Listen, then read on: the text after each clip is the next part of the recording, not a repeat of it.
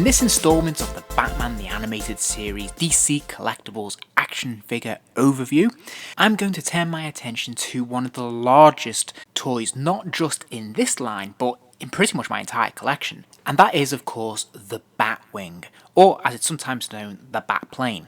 As a child, I had a bit of a fascination for this. I think it was inspired mainly by the Tim Burton movie of 1989, where we see Batman get into the Batplane and he has that action sequence, which is really very, very memorable. And of course, this was translated into the animated series as well. And although its appearances in the animated series are infrequent, it does show up in a number of key episodes. I've always had great affection for the design and look of this vehicle. So once again, I was really pleased when DC Collectibles announced they were going to actually do this to scale and bring us a Batwing. This isn't the first time we'd had one though, because back in the days of Kenner, when the animated series was on air, they also produced a Batplane or Batwing for their 5-inch line, which for the most part, much like their Batmobile, was actually pretty screen accurate. They've taken a little bit of artistic license by putting some bat symbol stickers on it, but overall it definitely has the look and feel of the Batplane, although it is much scaled down. So much so that one of the really surprising things about this vehicle in the DC Collectibles line is the sense of scale, because this is a very big vehicle.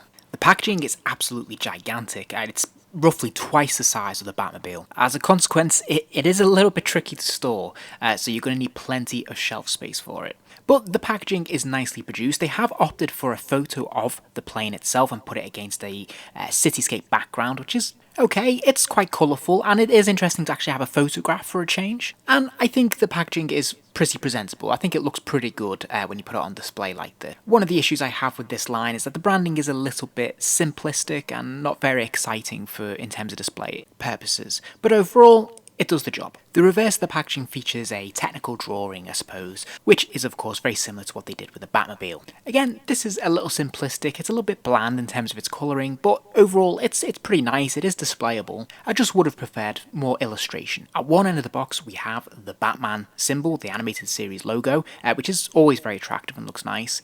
And on the other side we have some images, some stock photos of some of the key features of this vehicle. Wow, and when it's fully assembled out of the box, yeah, it is quite a beast. This is an incredibly large vehicle. As I said, this has to be probably the longest, certainly, if not the biggest vehicle that I've got in my entire collection. This is significantly large. This length goes the full length of 2 tables there that I've had to squish together to give you an indication. This is absolutely huge, but very, very striking. There's very, very little paint apps on the exterior of this vehicle. In fact, there's zero.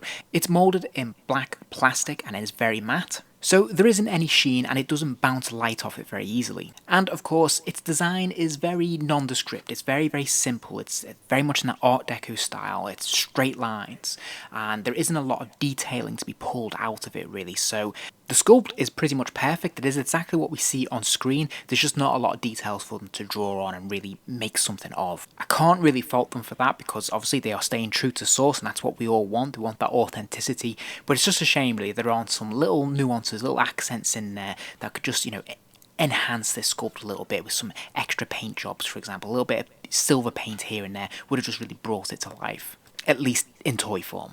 But the true power of this vehicle is its sheer scale, and it's something I'm going to talk about a lot in this video and keep coming back to because it is overwhelmingly huge. Here's Batman on the tip of the wing to give you a sense of scale. I reckon you could probably get most of the figures in this line on these 2 wings because it's absolutely huge. Again, here we have Batman and Robin to just give you a sense of just how gigantic this is because of course they are both 6-inch figures and they look dwarfed by this humongous vehicle that they're next to.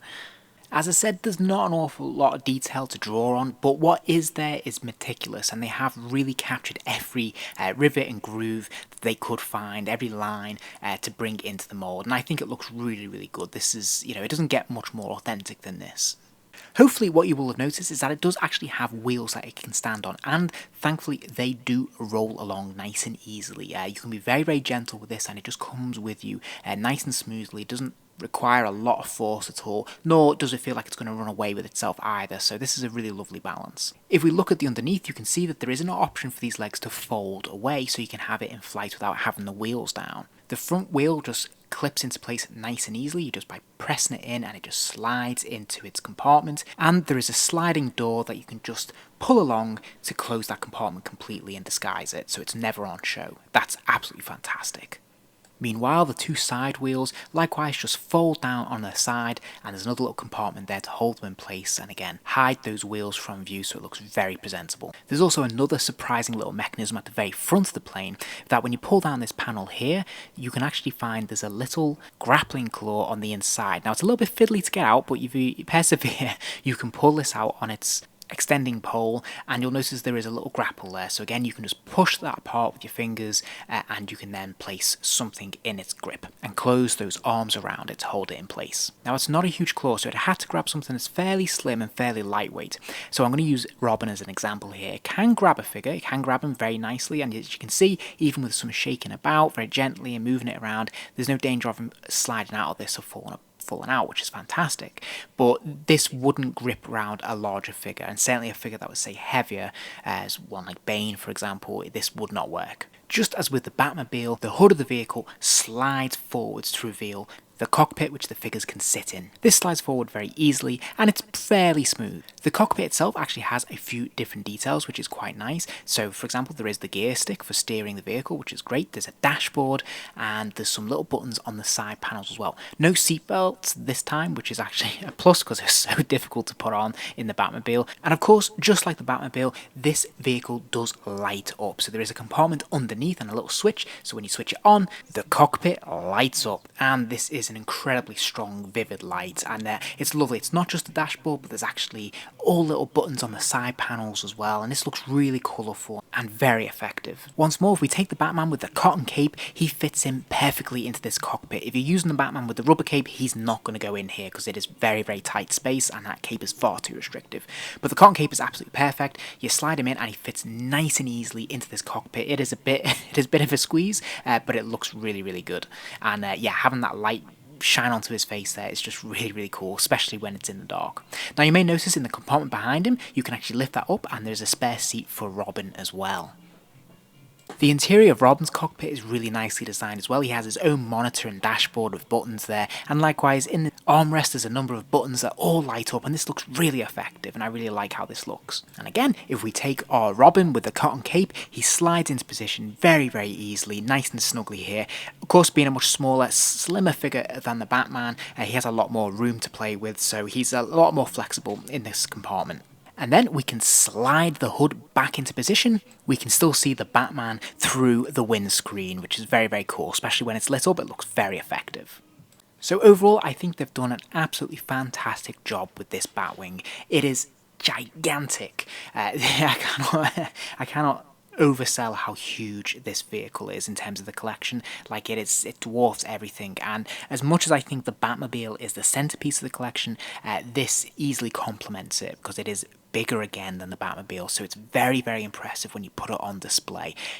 Only trouble is that you're going to need to find ample space to display it because it is so big. But again, I do think they've done a really great job with it. I would have liked that it's been more detailing or something extra. But to be honest, I am scratching my head to think what else they could have done because they are being true to source. It's very authentic, and I don't feel like they've cut any corners. I think they've given us everything they possibly could, really. And I do love the light up cockpit. I think it's absolutely gorgeous. It creates such a fantastic glow, especially in the dark, and it just really aids any display that you want to put it in. It just looks fantastic. So yeah, I think top marks for this. I think it's a really, really great piece, and it's a wonderful addition to this collection and somewhat unexpected just given how big it is. Amazing to think that we had this at mass retail. It wasn't something that was crowdfunded like a HasLab exclusive or something like that. Absolutely astonishing, really, and yeah, I'm really, really very glad to have it. If you enjoyed this video, please do give it a like and remember to subscribe as there'll be plenty more videos soon.